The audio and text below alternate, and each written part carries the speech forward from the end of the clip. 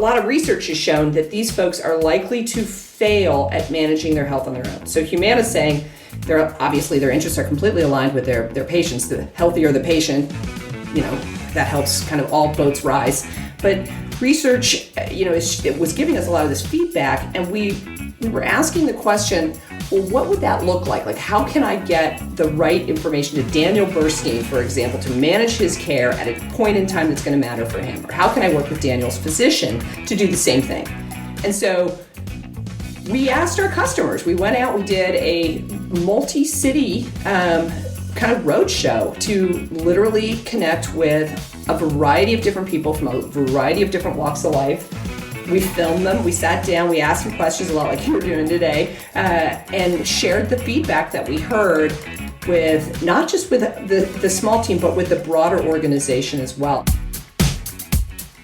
Welcome to How I Made It in Marketing from Marketing Sherpa.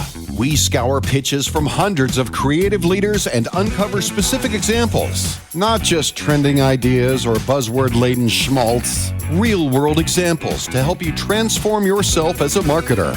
Now, here's your host, the Senior Director of Content and Marketing at Marketing Sherpa, Daniel Burstein, to tell you about today's guest. Yes, I'm sure you have data. Oodles and oodles of data, metrics, analytics, yada, yada, yada. But when is the last time you had a conversation with someone who is in your company's ideal customer set? I don't mean just pitching them in a booth. I mean sitting down and having a real, honest conversation, a give and take. When I received the podcast guest application from our next guest, this lesson jumped out at me and hit me right between the eyes. Unvarnished truth leads to powerful solutions and better collaboration. She'll share the story about the conversation that taught her that lesson, and we'll also hear many other lesson-filled stories from Kristen Russel, the Chief Marketing Officer at Simpler. Thanks for joining us, Kristen. Thank you for having me, Daniel. It's great to be here. Let's take a quick look at your background so people know who I'm talking about. Just really cherry-picked off your LinkedIn. You started very early in your career as an engagement partner and senior consultant at tech company Novell. You were vice president of marketing at Transcend Insights for Humanita. You were a CMO of Quest Analytics, many other roles in there. But for the past year, you've been the chief marketing officer at Simpler. And for those that don't know, Simpler is an enterprise healthcare operations software and services company. It's backed by Clearlake Capital, which currently has $60 billion of assets under management, and Charlesbank Capital Partners, a private investment firm that has raised $15 billion. Russel herself manages 16 agencies in the content and creative lines, 7 in marketing. She also manages relations with 230 vendors and partners. And when I was mentioning that to you in the pre-call, you're like, wow, I do all that. So tell us. It feels like a lot, yeah. It sounds like a lot. So what is your day like as a chief marketing officer? Yeah, Daniel, you asked me that in the pre-call, and I was thinking, holy cow, like no day is the same, but there's certainly some themes. And so, for example, at Simpler, we've grown really quickly through acquisition. We've acquired a lot of different companies over the last 9 years. I mean, I'm talking like 17 acquisitions, 5 in the last year alone. And so what that means is there's a lot of cross-selling. So from a marketing perspective, we're thinking about how do I sell into each of those different customers and companies. So I spent a lot of time thinking about that. I also spent a lot of time, as you can imagine, building up process, building up structure with all of those different acquisitions. We've got to kind of align around best practices. How are we going to count, measure, think about our SQLs, our SALs, and our ROI on our events. So I would say the majority of my time goes right in there. But the other thing that we're doing at Simpler, I'm going to talk about this a little bit later on, if I get the chance, but we spend a lot of time as well as an executive team building up our first team. And we sort of have this first team mentality of building trust, being okay with conflict, thinking about accountability, and I'm doing that both with my own team as well as my peers across the executive table. Yeah, that's interesting. We've got some good stories in here. I think it would be interesting, too, when we get to those, to mention how when you talk about building up trust and with the first team, you're also probably bringing in a lot of other leaders with those acquisitions. So kind of how you work on that as well from a 1,000%. In fact, that's a really big part of our strategy, right? Is bringing in leaders from all of these different companies with diverse backgrounds and then coming together as one company, one Simpler, which is so critical for us. We are in healthcare. We're all about building better operations for better outcomes. And so we want to do that, though, in a way that makes sense for our employees as well as for our customers. Well, that's great. Well, that's where we are today. You have a long and storied career, I'll call it. So let's look through your career and see what we can learn from it as marketers. So the first half of the podcast, we talk about lessons from some of the things you made. So we as marketers, I've never really been in another profession, I say, but I feel like we are unique as marketers. We build things, we make things, we make brands, we make ads. We get to walk away and say, I made that. So let's look at some of the things you made. So your first lesson is take chances, be prepared to fail, and pivot from when you made a startup company. So tell us about this story.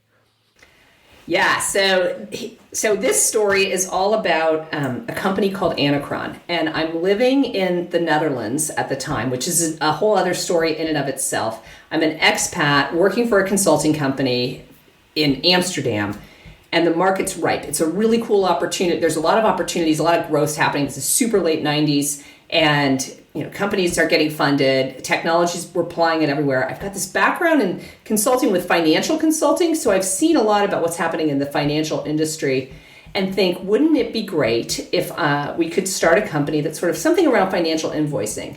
And oh, by the way, Daniel, I'm getting like all these bills at home in different languages, and it wasn't really clear that they were bills, so I sort of was tossing them and thinking it was like magazine, like to sign up for a magazine or that kind of stuff. And started to think about, hey, if I could see all of these bills digitally and in English, wouldn't that be interesting? And of course, the technology at the time allowed for that to happen. So myself, two other co-founders, so there's three of us together. We all came from this consulting company. I'm like the least technical in the group, so I'm taking the sales and marketing kind of role, and it ultimately became the CEO of the whole company. But these two other guys, super technical, amazing founders, and we built a piece of technology that did just that. It allowed people to see whatever bill, whatever invoice they had in the language of their choice. You could understand what it was. You could annotate it. Pretty cool piece of technology. Kind of a little bit like your Wells Fargo app today or your ING financial apps work today. But then you still with realized, me? Yeah, you realized you had to pivot. So what taught you that you had to pivot? I did. Yeah, so it's all about us as consumers, right? Because that's who you know best. And so the idea is we're going to have like hundreds and thousands of people using this technology who are consumers. Well, it turns out that's a little trickier than you might imagine. And we're working with some of the biggest Dutch banks at the time to kind of get to their consumers. Well, the Dutch banks said to us, you know what? We know how to reach our consumers. We've got way bigger marketing departments than this little tiny startup has. How about we'd like to put our front end on this, but really what we'd love to do is create this bigger invoicing business to business solution. And we'll use this with companies like FedEx, TNT, with companies like Visa, in terms of how we move and send invoices back and forth. It felt like, hey, we're like late 20s. Why not? Cool idea. That seems like it's going to work. And so kind of with both feet, we jumped in and we went for it. And the business did really take off. It was a hole in the market at the time. There wasn't a solution, a technology like this. So a lot of stuff was happening in paper. And from there, the company grew really quickly. We moved into about 60 different countries at a very rapid clip. And I'll tell you that I think is when I had my first bite of rapid, crazy growth, which I love. I'm a huge fan of throw me some crazy, throw me some growth. I'm all over it. But things really took off. And I think the lesson, though, is you do have to be okay with failing. I mean, it wasn't just one clear cut, right? Like we tried a few different ways to show these invoices. We had a few different approaches in terms of how we would, selling and going to customers. And not every customer was like, yes, this is perfect. There was a lot of customers who said, no way, this isn't going to work. We've got our own spreadsheets. Are you going to be able to integrate with our financial systems? Kind of all of the usual things that you would get, challenges you'd get pushed back at you when you're trying to sell a product. But we were okay with that because as we heard that, we were building it right back into our product. So you're taking those chances. You're being okay with fail. We didn't have anything to lose. We're like, we've got no big assets at the time anyway. And then everything that worked, we just leaned into it a little bit harder. I like to use the term customer intimacy, being close and understanding your customers. It sounds like you did a very good job there with the big banks. But it's kind of curious. So, as a co-founder, it can be, it's great to pivot. But as a co-founder, you've got a lot of authority. It can be a little easier to pivot, even if it can be scary. But I wonder how you've taken that lesson you learned from that experience and then used it in one of the larger enterprises you worked in to keep those big organizations focused on the customer, helping them pivot. Because in big organizations, there's a lot of decision makers. And I got thinking, we have a free digital marketing course. And in Fast Class number 6, Flint McLaughlin references the famous strategy maxim. There's a difference between doing things right and doing the right thing, right? There's a difference between doing things right and doing the right thing. And I think this is an even bigger challenge in large organizations where change is so hard, right? But we as marketers, ultimately, we must be looking out for the customer and making sure all the doing things right in the organization ultimately are doing the right thing for the customer. So do you have any examples of that or any advice for the marketers listening? Like, yeah, they'll say, oh, well, Kristen was running that company. It's easy for her to make that pivot. How do you even convince a large organization, even make a small pivot to better serve that customer? Yeah. It's a great question. And I think, the call out is listen to your customers, which is, of course, so cliche. I mean, there's, 8,700 books around listening to your customers. And it's far easier said than done. I think ultimately, if you ask the right questions, which is also kind of a bit of the trick here, you're gonna find out what you need to know. But I certainly can think of a time we were working at Humana. So Humana had I think a lot of your customers will know them, Fortune 50 company, all over healthcare, big insurance company. And Humana was thinking about how can we consider integrated care delivery. So we want to, as an insurance company, we want to be able to think about all of our different members, but we recognize that about 80% of older adults are living with at least one chronic condition. 77% have, 2 or more chronic conditions. And a lot of these issues, and chronic conditions is a fancy word, but, think diabetes, cardiac issues. A lot of research has shown that these folks are likely to fail at managing their health on their own. So Humana's saying, their interests are completely aligned with their patients. The healthier the patient, that helps kind of all boats rise. But research, it was giving us a lot of this feedback, and we were asking the question, well, what would that look like? Like, how can I get the right information to Daniel Burstein, for example, to manage his care at a point in time that's going to matter for him? Or how can I work with Daniel's physician to do the same thing? And so we asked our customers. We went out, we did a multi-city kind of roadshow to literally connect with a variety of different people from a variety of different walks of life. We filmed them, we sat down, we asked them questions a lot like you're doing today, and shared the feedback that we heard with not just with the small team, but with the broader organization as well. And it gave us a chance to kind of hear from our customers things about, we want whole person health. Hey, Humana, actually, you freak us out sometimes as an insurance company. We're not sure about that so much, but we do like the idea of having information about our health. We'd like for you to partner with groups like Apple. We'd like for you to think about all the information that's in my health record. Like, how can you connect that stuff? And so all of that information is ultimately what led to a strategy around integrated care delivery. And to be honest, it's still going on today, but it was, I don't know if it's a pivot exactly, but it's certainly a change for an insurance company from the ways of just thinking about, I'm going to be the insurance in case you get sick. And if you get sick, we're going to go have a discussion about your benefits and your invoicing, for example. So I think that, again, though, it's listening to the customers, it's seeking the customers out a little bit too. They're not going to come to you. We had to kind of get out there and figure out, we spent a lot of time as well figuring out who our customer is, exactly who do we want to be working with, who is our physician customer, what do those folks look like, who are the organizations that we need to partner with, and then, like I said before, kind of sitting down with them and asking them, tell us about your experiences, what's it like?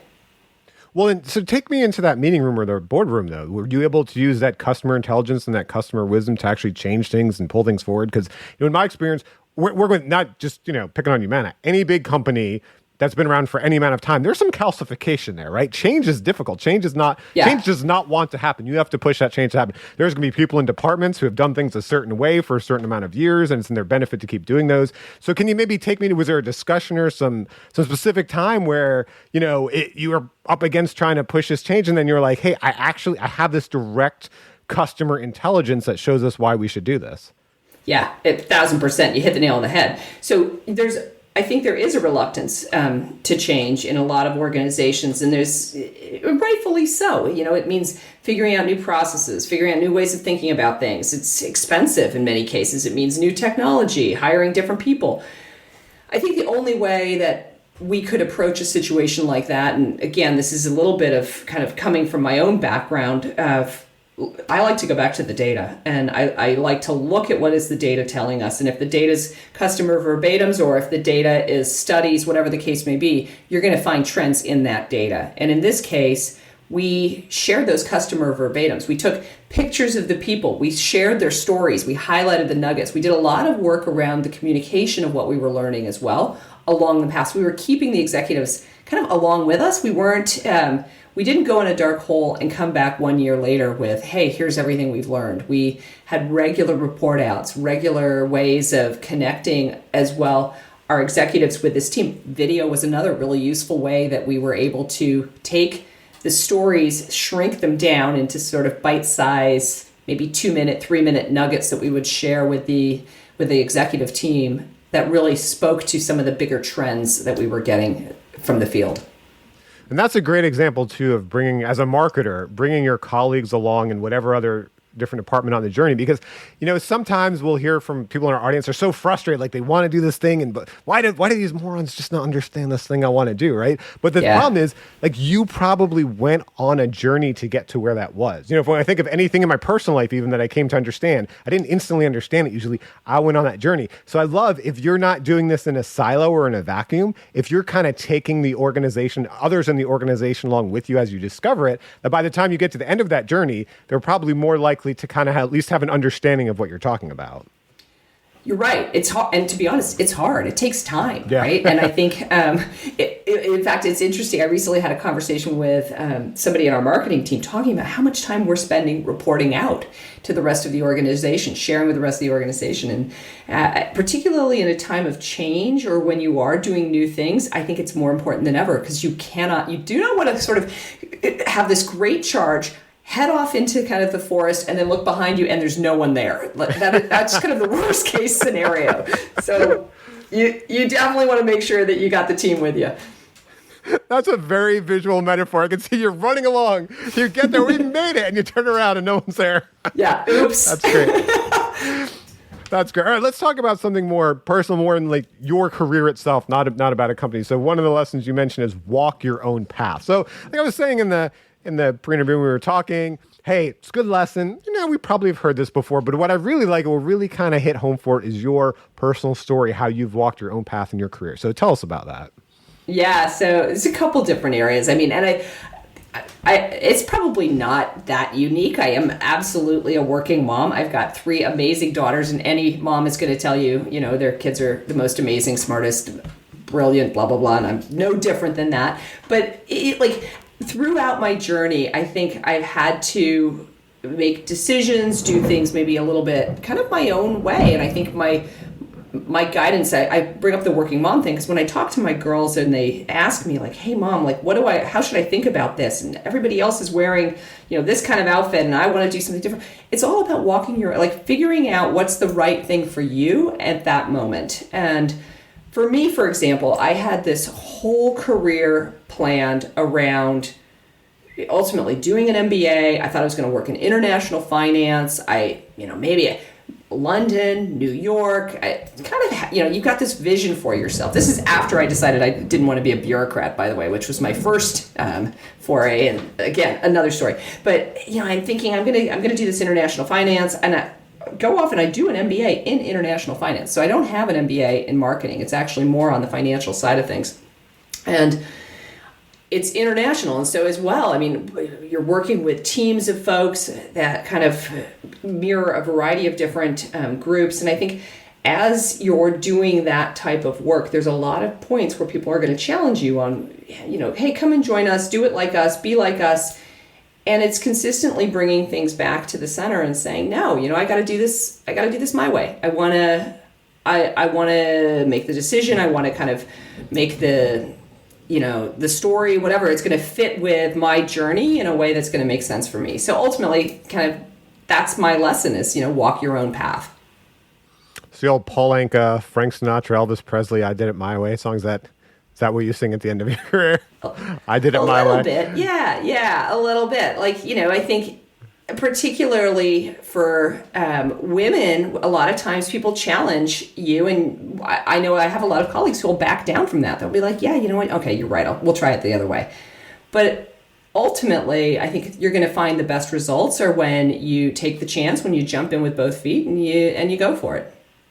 Well, one of the things where you did it your own way, which I think is probably a little unique, is you have an MBA in international finance, right? So I think an interesting thing about marketers in general is there's some people that have majored in marketing or are meant to have this career the whole time, but there's also a lot of people that came in from other industries and that taught them something. So I just wonder, doing it your own way, having that finance background, has that helped you when you're, trying to get budget approval when you're working with a CFO? I mean, these are some of the biggest struggles we hear from CMOs and other marketers. Again, I've got this thing, I can't get the CFO on board. I can't get this type of approval. Like what did having that understanding and that background bring to the CMO job for you?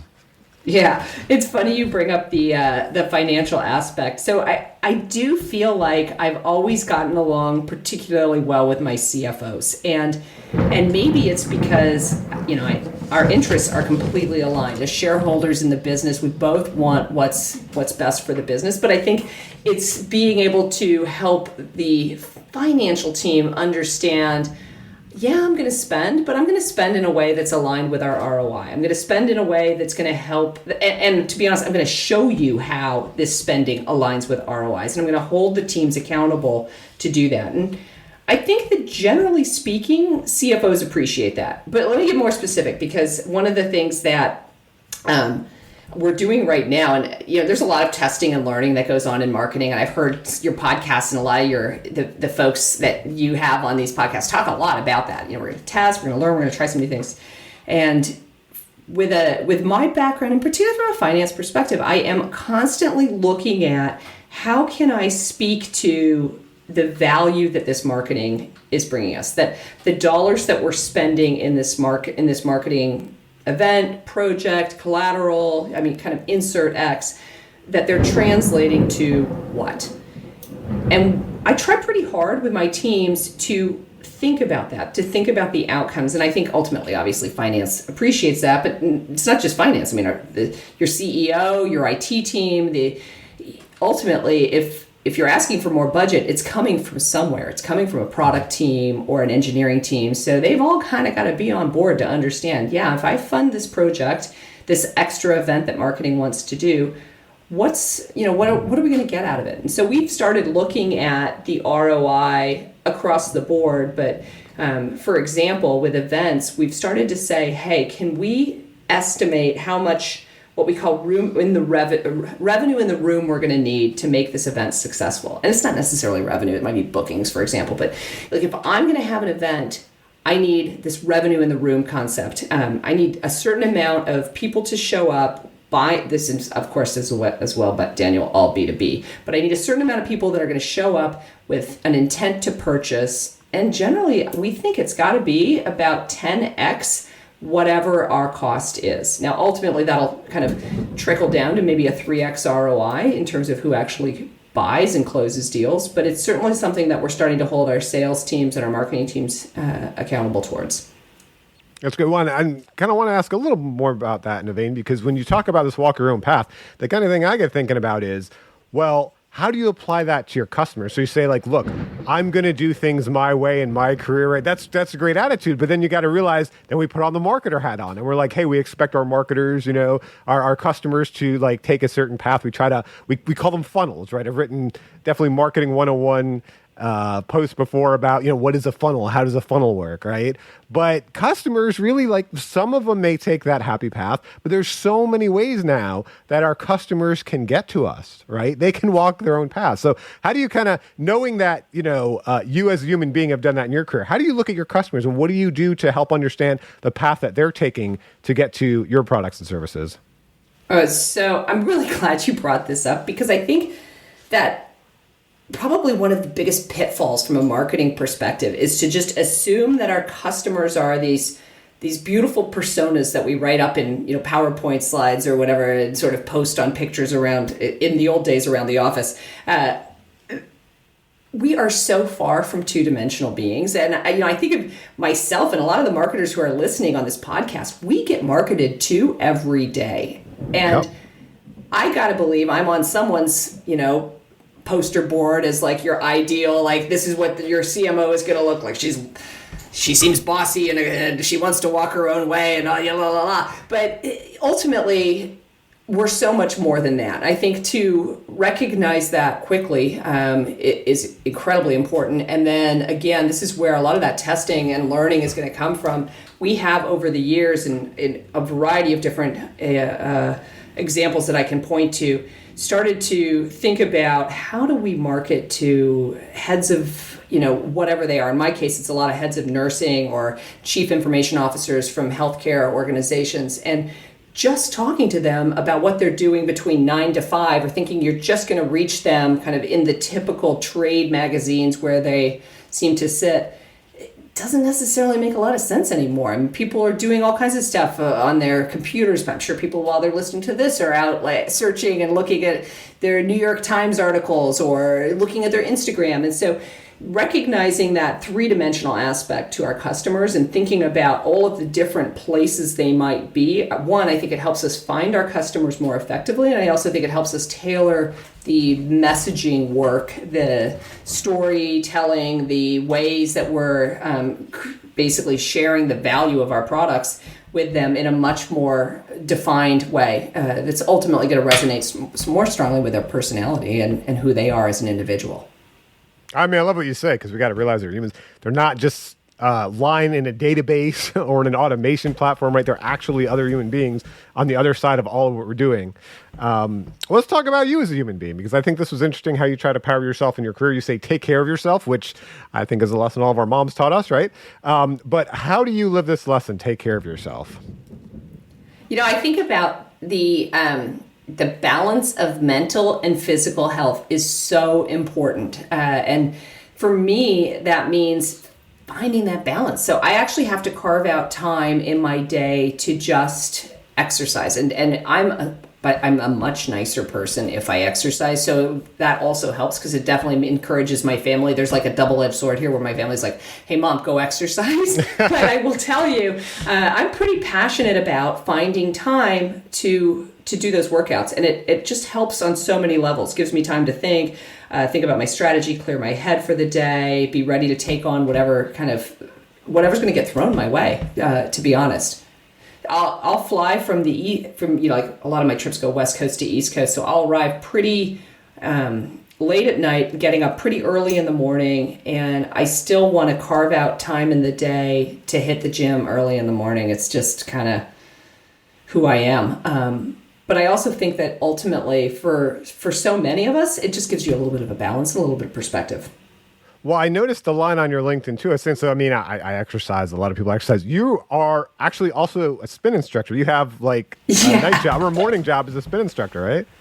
Yeah, I call it my side hustle. Your side hustle, there you go. I do. I teach a spin class a couple of days a week at the local YMCA. Now, I'll tell you, I travel, and so my poor spin class, I'm forever getting subs and different folks coming in. But I get to throw on a mic set and hop on a spin bike and kind of get a lot of people excited about exercise. To be honest, it's terrific. It's a killer workout for me, but it's also kind of a good reminder of what it takes to motivate folks. And so I love it.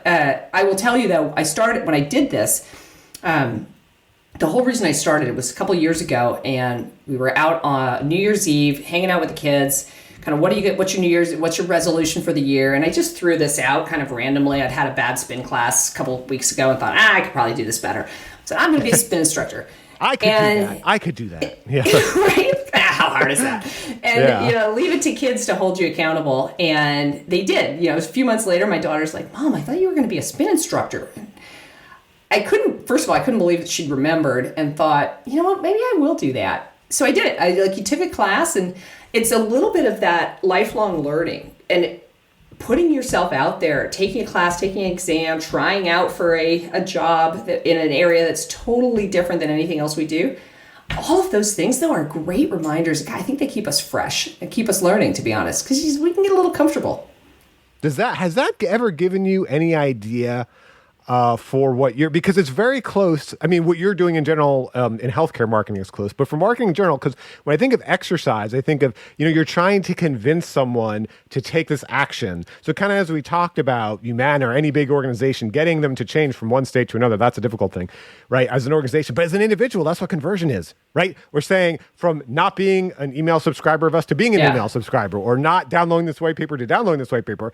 And from knowing you should know, everyone darn well knows they should exercise, but to actually going to that class and being motivated to do it. So I just wonder, has anything popped into your head while you're doing this of oh wow, this would work for a white paper or a webinar or an event we're doing or something? Oh my gosh, 1,000%. I mean, the same tenets of you just kind of have to repeat things over and over and over. You've got to tell people they're good at it, even if they're not. You got to positive reinforcement goes so much farther. Throwing in a couple jokes while you're climbing a hill, have a little fun with something. It's just it's easy. It's a lot easier to take your medicine with a little sugar in it, right? So all of those sort of tenets, I definitely think apply. We haven't talked about this but years ago, not that long ago, but I worked for a company called Carrot, and they made a device that helps you quit smoking.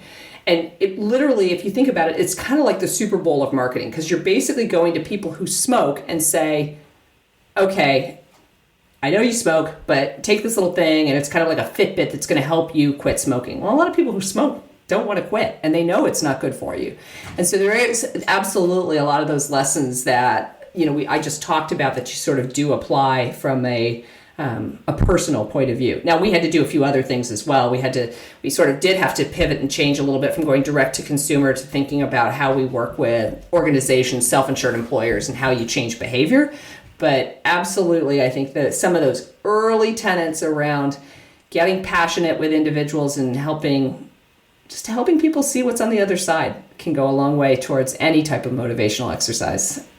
Well, if you need that little extra bit of sugar while you're working out, those listening, and you don't have someone great like Kristen running your class, feel free, download the How I Made It in Marketing podcast, listen to marketing leaders, learn from them while you're working out. It's going to be a great way to kind of keep you going. We hear a lot of people, they listen to these podcasts while they're working out.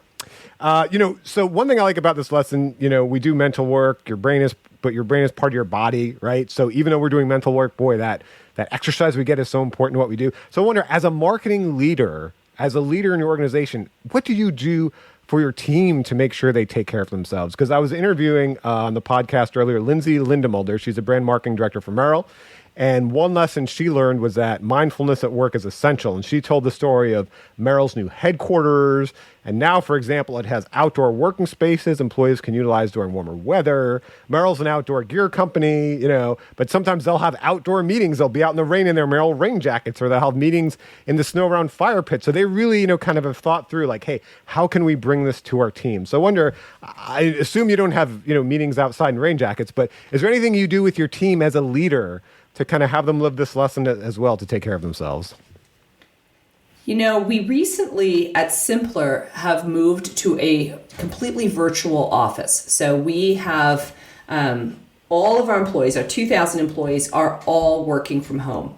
And I call that out because, one, it provides a great deal of flexibility. It provides a lot of opportunity for people to sort of think about, being close to home, close to their families, all that kind of stuff. But it has come with, there is some downside. There's some challenges around boundary setting, particularly for employees, that we recognized. And we recognized that it was a little harder for folks to maybe foster a work-life balance. Not everybody, but for some people, to foster work-life balance in a way that really would help them be ultimately more productive. So actually, it's simpler. We've just launched a program. It's called Get Out and Learn, and we're encouraging our employees to carve out time for themselves to really get away from their computers for an hour or so, learn a new skill, push themselves to grow. We've got raffles, activities to kind of act as incentives for the employees who are doing this. And that's, we're just launching it now, but that's all with that mindset of, again, like we're rounded individuals. We're not just all about work. And I think that's, I'm excited to see how it performs, but I think it's going to be really important for our employees. I mean, personally, I'm sitting here I got a standing desk. I do all the usual stuff. Like I try to look outside. So you give yourself a break from the screen. I will actually knit during certain meetings and things like that. I think that's kind of a fun way to just play around a little bit while I'm sitting here. I'm sure now my CEO is going to be asking me, so are you knitting in this meeting, Kristen? So was that, when you were clicking earlier, I thought it was a mouse. Was it actually the knitting needles? Were they hitting you? Yeah, that was my knitting needles. I'm over here making you a scarf, Daniel. Thank you. Knitting and podcasting. There we go. All right. So we talked about some of the lessons you learned from the things you made in marketing. Now in this podcast, we talk about some of the lessons you learned from the people you collaborated with. Because in marketing, we make things, but we get to make them with people. That's a key part of what we do. So the first lesson you mentioned is build communities, not a customer list. And you learned this from Jennifer Bazante, the Chief Marketing Officer at Humana. How did you learn this from Jennifer? Yeah. So while I was at Humana, Jennifer had come over from Visa. She worked there, won a number of awards for best brand, and really had a very deep understanding of marketing. Kind of, to be honest, it was for me a little bit like a marketing MBA, the marketing MBA I never got. So I just was learning constantly from her. And while working together, we were in the process of setting up a new space for the company. We were kind of delving into technology, into B2B opportunities. And she was my go-to person for a lot of the big picture thinking. And we discussed strategy, 3-year planning, tactical details, even suggestions like around who would you go to for this type of video content. And I think one of the things that Jennifer really infused, probably the greatest lesson I learned under her leadership, was about building communities and not a customer list. And by that, it's all, building up the individuals into and creating spaces for them to come together and connect, because that's going to be so much more powerful for your customers than if they're just sort of one-on-one out in the wild. It also helps from a community perspective. It helps us think about who and kind of what are all of the different types of communities we need to be thinking about and serving. And so in a post-COVID world, really these strong relationships that can transcend just the transactional element is essential. And for us, it helped foster credibility. It helped us build trust, fuel long-term partnerships with our customers. At Humana, we did this. We focused on social media, content on health and wellness tips that we were sort of putting out into the ecosystem. But I'll tell you, I have taken those lessons around building communities, not a customer list, into every company that I've been with since. And that takes the form of having a really strong voice of customer. Here at Simpler, we call it our voice of industry program. We think about building a program, so it goes beyond just saying, oh, let's get close to our customers and see what happens, but actually being very intentional about how we work with our customers. Today, Simpler, we've got kind of a 3-tiered approach to connecting with our customers through that voice of customer program. We have an executive customer council where we're bringing customers together, hearing from the executives we think about, and we have customer advisory boards that work at our product level, and then individually in more detailed work that we do with UI focus groups around kind of how the products themselves are performing with individuals. Yeah, so in your, I got to call you out on this one. In your podcast guest application, you said customers and prospective customers enjoyed following the Humana accounts and participating in that community. And that just kind of blew up my brain, because I was thinking, I don't know many people who enjoy interacting with a health insurance company, either from a B2C or a B2B perspective. And it reminded me, we had someone on earlier in the podcast who's now at NYU, who's got a key role running digital marketing. We worked at Time Warner Cable before. And one of his campaigns when they improved customer service at Time Warner Cable was making fun of interactions with the cable company. Because that's kind of another one of those industries where you're like, the cable company. So I just got to challenge you on that, Kristen. Like, Did prospective companies really enjoy interacting with Humana? Like, how did you build this community? It is probably a lot like your Time Warner fellow. I mean, 100%. People were like, insurance companies, eye roll. I mean, we had some serious brand work to do, particularly, when Jennifer took the helm along with Jody Bilney, and it was not straightforward.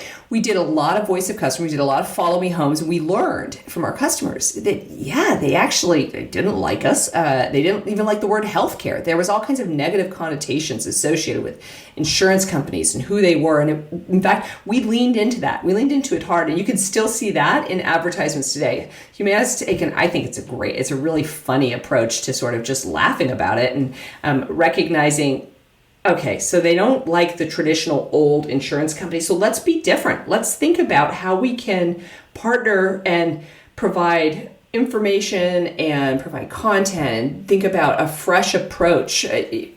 Programs like Silver Sneakers, for example, for our over 65-year-olds who could come together and think about, getting out and exercising, all kind of took shape over that period. And we really backed away from the hardcore kind of healthcare insurance marketing piece. Okay, that's impressive because I got to say, Silver Sneakers, that's something my mom does, and she always talks to me about it. And it kind of made me laugh. I'm like, what is this? And then that's a great... Do you want to just briefly explain what Silver Sneakers is to anyone who doesn't, who has never heard of it? Yeah, absolutely. It's an opportunity in a lot of communities for people to come together and create little walking groups, all sponsored by Humana. We started this program in the 2000s around healthy communities as well, and building these healthy communities. And one of the ways of doing that was recognizing people can be alone. They can feel isolated. They need ways to come together. That's number one. And a lot of times we come together by eating or maybe drinking, but why not come together by walking? And so the Silver Sneaker program, which is, like you said, it is for our the older folks in our community. It's been a great way for them to meet other people, go for long walks, chit chat, hang out, have a good time. That's great. That's a positive interaction with the insurance company. So that's also I think the nice thing about that too is you're interacting with the insurance company not in a time of crisis, right? I've heard this with police officers too, like community policing. They try to be in the community, and so you're interacting with the police not just on your worst day, right? And so with an insurance company, and there's probably other companies in different industries like this, you're usually interacting with an insurance company on probably some of your worst days, right? You've found out you have cancer, some horrible diagnosis like that. So having those interactions with customers in a positive way and around other times, I think is very smart. I also want to ask you about creating authentic conversations. Do you have any examples of creating authentic conversations with customers? I know you mentioned your executive council, Simpler, or any other company, because when I was interviewing Alexis Ohanian, the co-founder of Reddit, and asked him his advice for building community, he said that authentic conversations was just a major component of Reddit's success. He said creating authentic discussions with consumers. And when I look at Reddit, there's a lot of different social networks. But when I look at Reddit, I think that is such of a community that B2B can learn from, because it's essentially the same thing we're trying to do. They've got a lot of niche topics and niche conversations, like all the many different B2B industries out there who serve all these different niches within other different industries, right? And they have passionate people trying to solve problems in there, which is what we do tend to do in B2B or content marketing, B2B community building. So I was wondering, Kristen, do you have any good examples of how did you foster an authentic conversation with customers to build that community? Yeah. So it's, I'm glad you brought this up, because I think having authentic conversations is ultimately, we talked about it a little bit before, kind of recognizing that people are not two-dimensional, that they're not just the chief nursing officer of Sutter Health, but, this is somebody who maybe runs or cycles or has kids or is a grandmother. And so being able to appreciate all of the different kind of components of their personality and reaching out in a variety of different ways has been really, really helpful. But when you talk about authentic conversations, there's certainly an example or a story that comes up, and this is a little more recent. So one of our customers, who actually I had worked with in the past, Kristen Guillaume, she's the CIO of one of our hospitals in North Kansas City, had shared with me some frustration about Simpler, and kind of, like, hey, listen, you guys are coming out with all this great technology and stuff. You expect us to be purchasing new technology over and over and over again, but heads up, like, our margins are really tight in this business, and we kind of don't have a lot of dollars to spend. So how do you think, like, what's your approach for this? And that conversation, it was an authentic conversation. It was a great conversation. In fact, we were at a trade show when we had this. And so I brought her, and she was with her boss, the CEO of the health system. I brought them over into our booth where we could talk with our CFO as well. Now, you're not always lucky enough to be able to do that and to sort of share that feedback. But it was outstanding, because I think, though, talking to your customers is where you learn so much. Now, we were doing an ROI project, so we have a really large kind of effort that we've launched. We've been interviewing 19 different customers to build what is the ROI for every one of our solutions. That conversation just sort of put the exclamation point on the need for really strong ROI for our customers to be able to understand what's the value, what the solution's going to do. And if we say it's going to save them money, exactly how much, in what areas, and what does that mean from a cost savings perspective? But yeah, that was, boy, oh boy, authentic conversations, man. Those are critical, and they're not always easy, but they're really important.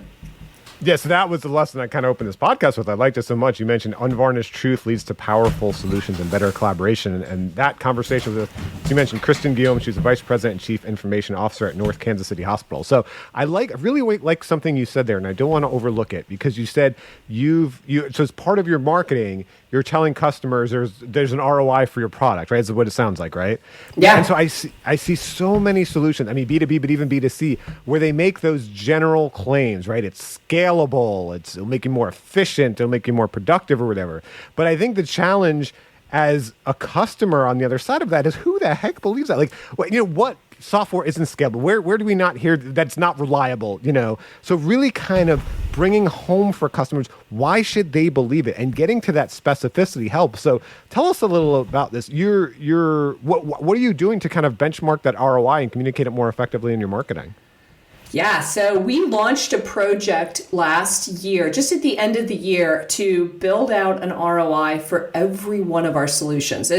Now, we had to sort of narrow it down a little bit. We've got 27 different solutions. We've got a really broad portfolio, and so we're doing it across each one of what we call our solution pillars. So we have a workforce management, a provider data management, governance, risk, and compliance. And I know all the marketers in this group are like, oh my God, I don't understand what she just said. But basically, it's recognizing that the ROI does change a little bit for the different solutions that we were working on. But we wanted to have themes as well. And so I just call that out. So we said, we're going to do an ROI for every one of our solutions. We're going to interview 19 different customers. We're going to take the feedback, and we're going to categorize it into things that people can think about that really align with their needs. And then we're going to sort of tell the story in that way. So in our case, our customers and our products sort of lean towards the ability to say, hey, these products are going to help you streamline healthcare operations. They're going to help you grow and protect revenue, or it's going to help you mitigate risk. And everything that we learned, so for example, we'd interview a customer and they would say, yeah, when I used your workforce management tool, it helped me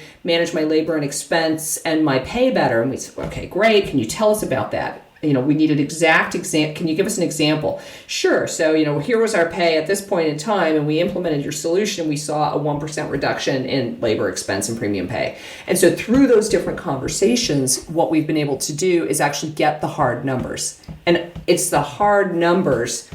Otherwise, it doesn't mean anything. You got to have the hard numbers that basically help you then calculate the ROI. I'll tell you on the back end, and this is where probably like when you say, oh, she's a little bit of a finance dork, but on the so we built this huge big calculator, but what we don't want it to be is kind of the gonculator, where you just put in one number and out comes so you've got 20,000 staff and you're spending this much dollars, you're going to save $1 million or something ridiculous. nobody wants that. No one's going to believe it. And so rather than actually having kind of the gonkulator, we actually will expose our numbers to our clients and we'll work on ROIs with them. So it's really a conversation that we'll have ultimately where we'll sit down with the customers and talk about what they're trying to do. What are they trying to avoid? What are the risks they're concerned about? What of the different savings that we've seen from our other customers makes the most sense for them? Our sales team is going to be armed with all of this information in kind of a meaningful way where it's going to be easy for them to understand what the inputs are and then what the output would look like.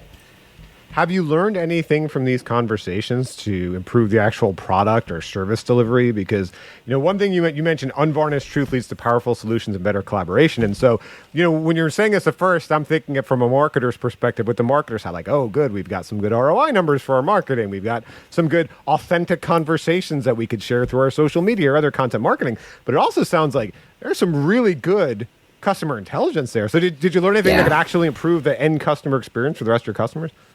Oh my gosh, yes. I mean, from the beginning, you start these conversations and not everybody's necessarily happy as well, right? So like we're starting with a big old customer list. As we start to drive into this customer list, we definitely heard some stuff where customers were saying, hey, you know what, we thought we were going to see a reduction in costs, for example, and we didn't. And we thought we were going to see maybe a reduction in length of stay in our worlds. Like how long are the people going to be staying in the hospital? And we didn't see that. And we're not very happy about that. So talk to us a little bit about that. And so in a couple cases, we did bring in fact, in 100% of the cases, we worked with our customer service team. They helped us get the list of customers to talk to. But in those cases where we sort of tripped on a couple of areas where customers were sort of saying, yeah, the experience wasn't what you all said it was going to be, absolutely, we dove right back in there. And similarly on the product side, we heard some interesting nuggets around, you know what, you guys are saving us this much, but actually if you put these two solutions together, we could probably 3x our savings. Boom, right over to the product team with that information.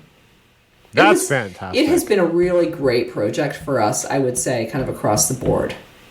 That's fantastic. What a great role for marketing to play in the organization, because our role is often on the value perception side. So, the product or is delivering value, the service is delivering value. How can we make sure the customers perceive that? But to actually close that loop and find out what value we're delivering well and what value we're delivering poorly, and to feed that back into the product and the services delivered to better serve the customer. I mean, that right there is brand building. Sometimes we talk about brand building. We're like, oh, we got this nice logo and we got our name on the stadium. But like that right there, in my opinion, is the best possible brand building you can do. So hats off to you. So want to talk about one final lesson here. And when I go through these stories and lessons, sometimes I think, what would I do in that situation? And in this one, I'm like, wow, I do not know what I would do in this situation. So it's very interesting to hear what you did. And the lesson is transparent leadership with a first team mindset. And you learned this via BJ Shaknowski, and he is the CEO of Simpler. So take us to this story. Take us to this. I guess, was it an offsite? Was that where this happened? Yeah. So let's go back a year. I've been with Simpler about a month, and we have what's going to be my first executive leadership offsite. And so I'm just getting to meet my peers. I don't really know them very well. It's day one. BJ, who is super transparent, really down-to-earth leader, very energetic, incredibly open, great, to be honest, all the characteristics you'd want in a CEO. But anyway, I'll never forget. So it's day one, and I'm brand new, and we open the meeting talking about our biggest insecurities, which was sort of a bit of a step back for me, where I'm like, holy cow, okay, wow. And we went around the room, and BJ went first, and starts talking about this incredibly, sensitive story about his childhood, and he grew up poor. He had to be really scrappy. Gets into the military, like kind of this rags to riches. It was amazing. It was an incredible story, and the lessons it taught him, and how he's like insecurities. And I'm literally in tears, and I'm like just praying, like make them go clockwise around the circle. And of course they don't. He turns to me and he says, okay, Kristen, you go.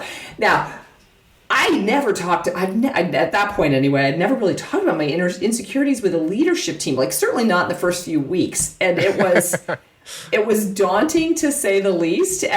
But this team was, I mean, we were all about getting connected. And BJ had kind of said, look, we're going to invest in this cohesive leadership team. And we want you to take on this first team mentality. And it's going to start with trust, which is why we were doing this exercise, kind of opening ourselves up and talking about things that we were incredibly insecure about. And we want to share it with each other. And not only is it about trust, it's going to be about kind of org health. It's going to help us build accountability, commitment, ultimately driving results. And we're going to call one another this first team, which is a Lencioni kind of thing. I don't know, some of your readers might have heard of him from the Table Group. He talks a lot about this concept of first team. But ultimately, the concept is we spend a lot of time working on this team health, but with that trust, with that commitment, being okay with conflict means that I am willing to invite others in, I'm willing to listen to them, and we'll deliver stronger results in the end. That's good. Now, I did skip over my own insecurity in that little story. Daniel, you're probably wondering, like, what the heck was Kristen's insecurity? I let it slide. Were you going to share it? Please tell me it's not doing podcast interviews. I'd feel bad. No, I was going to tell you. It was because I thought you were going to bring it up, but who knows? But anyway, I'll tell you. Yes, I lived in this place called Newfoundland growing up, Newfoundland and Labrador, which is way off the east coast of Canada. We lived there for 5 years when I was relatively young, and then moved from Newfoundland when I was in about grade 5 to London, Ontario. And I don't know if everybody knows this, but Newfoundlanders in Canada are frequently made fun of. They're kind of like the butt of every joke ever.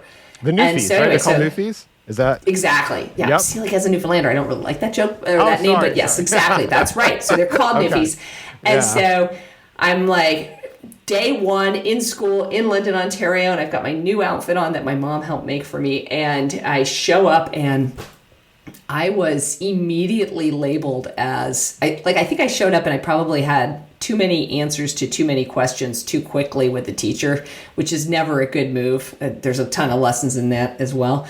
But I was quickly referred to as a four-eyed noof, and that was just a really dorky title. Tough to get rid of. Anyway, that's my story.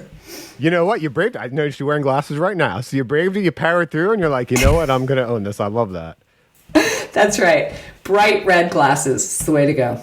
Yeah, call it out. Well, let me ask you, so you mentioned a lot of acquisitions. So how do you bring in new leaders into this organization then? Because it sounds like, so you're going off and like doing these Burning Mans with the leadership group and getting very deep into like some of your biggest insecurities. This is I could see it quickly becoming a very tight-knit group. And when we're, engaged in mergers and acquisitions, I mean, sometimes it's to get the customer base, sometimes it's to get the technology, but a lot of times, especially in this difficult hiring environment, it's to get that key intelligence, those key people. So have you learned anything about, kind of bringing them into that first team, bringing them on board and making them feel comfortable? Hopefully not calling on them like they did to you, the new girl, on the first day and asking your biggest insecurity. Yeah, exactly. No. It is really important to us. And I think, in some cases we've done it well, in some cases not so well, to be honest. We're still learning. The fact of the matter is that when we do these acquisitions, we think a lot about how can we take the leaders from these companies and put them in roles that fit them, fit their backgrounds, and then support them in their own learning journey. In my case, actually, I've brought on a couple of different leaders through different acquisitions, and I think we're probably doing better in more recent acquisitions, but there's a lot there. It's not as easy as you would think, and it is absolutely about culture, making sure that the cultures mesh as well. Sometimes the culture of the company that you're acquiring is rapidly different from the culture we have. In some cases, that's still okay. In other cases, it's a challenge. So for example, we've acquired a company recently, Midas, which has, I think they felt a little left alone, a little abandoned. And so they're thrilled to be a part of Simpler. We're investing in their technology. We invest about 1 out of every 5 of our revenue dollars back into technology, which is kind of unheard of in this healthcare operations space. So that team and their customer set were really excited about that. That's not always the case. There's certainly some teams that liked being small, or hey, I was part of a small startup and I'm not sure I want to be part of a larger organization. And so in those cases, we will work with the team member to make the decision that's right for them and for the organization. Okay, well, this has been a great conversation. We've gone all over the world and what it takes to be a great marketer, from having authentic conversations to being able to pivot to being able to run a spin class. So if you had to break it down, if you had to talk directly to our audience, Kristen, what, in your opinion, what are the key qualities of an effective marketer? That is a great question, I have to say, Daniel. I think it's going to differ for every individual as well. I mean, for me, it's meant having a curious mindset. So kind of really wanting to push on the what, the why, the how, diving into working with the customers. I think there's a little bit, to be honest, about having a creative streak as well. Like from the beginning, we talked about, I did not grow up in marketing, and my mom was a kindergarten teacher and ultimately a French professor. There was always construction paper and scissors around the house. Not that we're running with the scissors, but we could just about make anything we wanted to, especially paper dolls out of all of those materials. So now as a marketer, I think you're trying to find ways to be creative in the ways you reach your audience. And it does mean, it's not necessarily construction paper and scissors, but you're using your knowledge of human buying behavior and approaching the market in a creative way through that lens.